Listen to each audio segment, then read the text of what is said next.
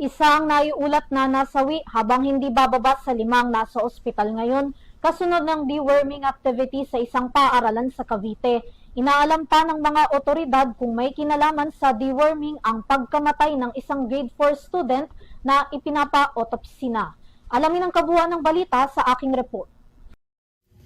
Matapos kumpirmahin ng Department of Education o DepEd ang pagkasawi ng isang grade 4 learner sa Hugo Perez Elementary School sa Cavite kasunod ng deworming activities na isinagawa sa eskwelahan, iniimbestigahan na ngayon ng Cavite PNP 13 Martires, DepEd at iba pang kinauukulang ahensya ang nasabing aktibidad at kung dahil nga sa deworming medicine ang ikinasawi ng mag-aaral na nagkaroon ng lagnat, pagsusuka, pagdurugo ng ilong at pananakit ng ulo at tiyan bago tuluyang pumanaw. Sa inilabas na pahayag ng DepEd, ilang mga mag-aaral din na tumanggap ng gamot ang sumamang pakiramdam. Batay sa initial medical findings ng grade 4 learner, septic shock na sanhi ng impeksyon ng ikinasawi ng bata.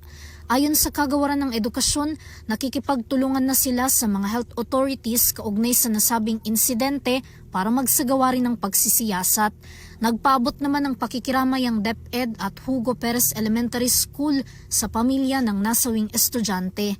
Bagamat ikinaalarma at nagdulot ng takot sa publiko ang nasabing insidente, hindi rin daw nais ng eskwelahan ng mga katulad na pangyayari.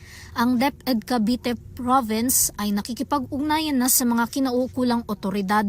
Nanawagan naman ng PNP 13 Martires na nagsasagawa ngayon ng joint investigation kasama ang DepEd na antayin ang resulta ng isinasagawang investigasyon.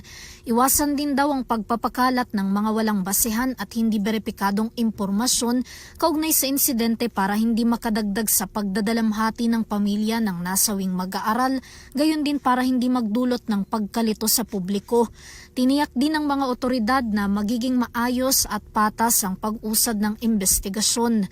Sa hiwalay naman na pahayag ni PNP spokesperson Police Colonel Alan Reyco, ang isasagawang joint investigation ay hindi nangangahulugang may nakitang kapabayaan o pagkukulang sa nasabing aktibidad.